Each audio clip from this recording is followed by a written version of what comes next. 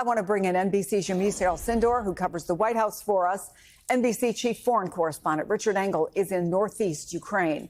Ivo Daalder is former U.S. ambassador to NATO and senior fellow at the Harvard Belfer Center. And former Ambassador Michael Carpenter served as senior director for Europe on President Biden's National Security Council. Welcome to all of you. Ambassador Daalder, take us inside the room where these European power players are going to be gathered a short time from now. What's the goal? What's the strategy for today? The goal is to get the president back on track. He deviated from where they were just a week ago. Last Wednesday, they had a virtual meeting in which these same leaders met with President Trump, Secretary Rubio, and Vice President Vance, and they agreed that there would be a ceasefire first and then a negotiation about all of the outstanding issues, including territory, including security guarantees, including reconstitution and reconstruction, and the return of the children that have been abducted by Vladimir Putin's Russia. The goal is to get the president back on track. He deviated from that in the summit with Vladimir Putin. He abandoned the idea of a ceasefire. He put squarely on the table the idea of land swaps. Those are not issues to be discussed until the killing ends, because and then have a serious negotiation in which all of the deals need to be happening at the same time. Well, Ambassador Carpenter, Secretary of State Marco Rubio said just yesterday that both sides need to be prepared to make concessions. If there aren't concessions, if one side gets everything they want, that's called surrender. That's called the end of the war through surrender. And that's not what we're close to doing, because neither side here is on the verge of surrender or anything close to it. So if Putin wants land, and we aren't talking about useless land, we're talking about land potentially where hundreds of thousands of people live, and the offer is security guarantees that Putin has ignored in the past, it raises the question, what constitutes concessions that both sides could live with? A great question, Chris, and I think it's probably why I'm so skeptical that there's going to be any sort of a peace agreement in the coming months. I just think that the Venn diagram between what Ukraine wants out of this and what Russia wants is there's no overlap there. So the fundamentals I just have to stop you there, because you're not even just talking about today and coming to at least a step in the deal today. You're talking about months from now, we could still be in the same place. I would imagine that the two sides are going to be fighting at year's end, simply because, as you said, President Putin is demanding territory from Ukraine. He's demanding that there be no NATO involvement, including troops from European countries in Ukraine, which is very much what the European leaders want. And of course, President Zelensky is not going to capitulate. He's not going to give up land, especially land that he controls, but land that is de jure part of his country. And so between those two positions, there's very little daylight to see how any administration, even the one with the most leverage, could possibly drive a deal forward. So, Yamiche, to the point of what European leaders want to get out of today, as we see the honor guard that is waiting for the arrival of those European leaders at the White House, Secretary Rubio also said that the U.S. could still toughen its stance. What are you hearing from the White House as all this gets underway?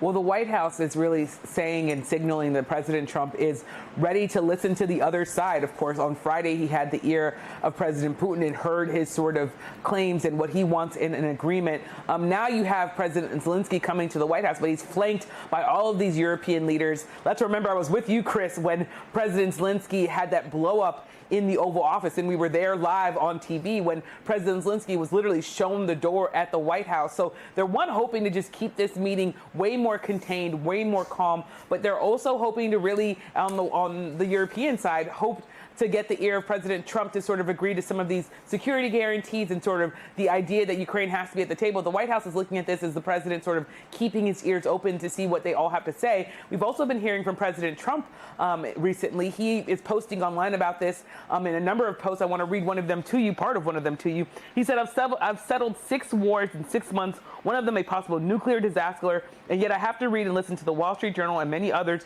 who truly don't have a clue, tell me everything that I have been doing wrong on the Ukraine-Russia mess. He went on to say, I know exactly what I'm doing, and I don't need the advice of people who have been working on all of these conflicts for years or never able to bring them to an end or to stop them. And then he says, despite all of my lightweight and very jealous critics, I'll get it done. I always do. So what you have there is President Trump really making this promise and saying that he's going to get this done, that he's going to be able to bring this conflict to an end. We know on the campaign trail, he said he would do this within a day of coming into office. Obviously, it's now been 8 months since he's been in office. And President Trump has said himself that he thought this conflict could be simpler. And now that he knows it, he said that it's more complex than he would have imagined. But it's really interesting to see the president sort of say, I'm going to get this done, when he's also said if he doesn't see progress, he's going to sort of throw his hands up and walk away. So it'll be very interesting to see the tone that we hear from the president once these meetings are done. Chris? Yeah, and Richard, obviously you are at the heart of one part of this. What is on President Zelensky's mind? What are his goals?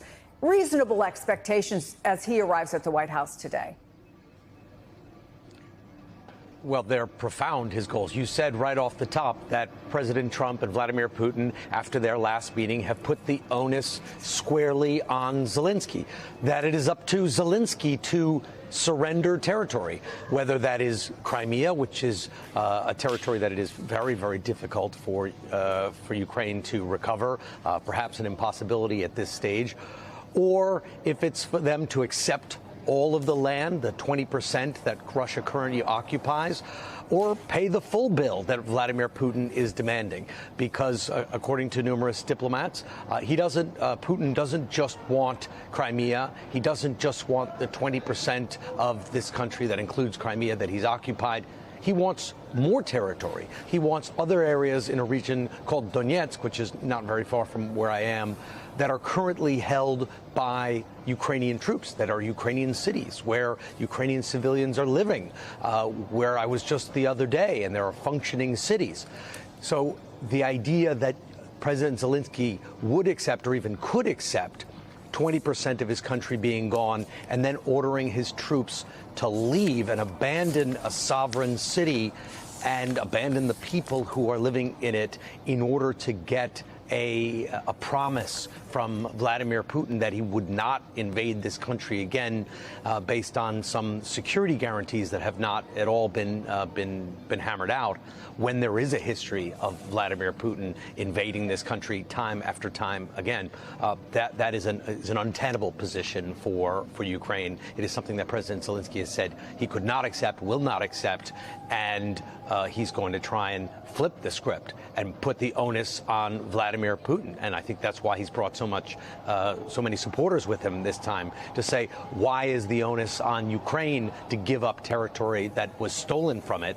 The story should go the other way around, that there should be pressure on Putin to put his vehicles in reverse and leave this area, the areas that he's taken in exchange for a long-term peace deal.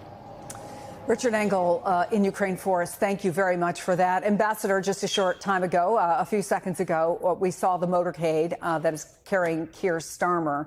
So before Zelensky's official arrival, let's talk about these European leaders. Some of them have built really solid relationships with President Trump. The Finnish president, Alexander Stubb, the British prime minister I just mentioned, Keir Starmer, Giorgia Meloni from Italy, who has been called the Trump whisperer, all have shown some skill in handling Trump in a way that we did not see from President Zelensky 6 months ago. What's the value they bring to the table in their conversations with the president?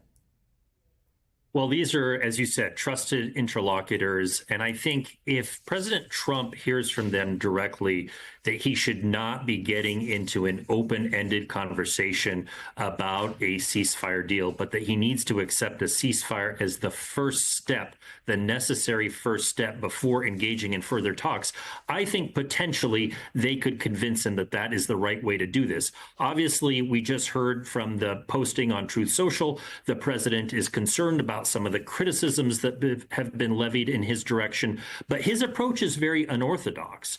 It has been not to apply leverage to Russia, not to put additional sanctions or tariffs or pressure on Russia, but primarily to try to pressure Ukraine into accepting what is on offer.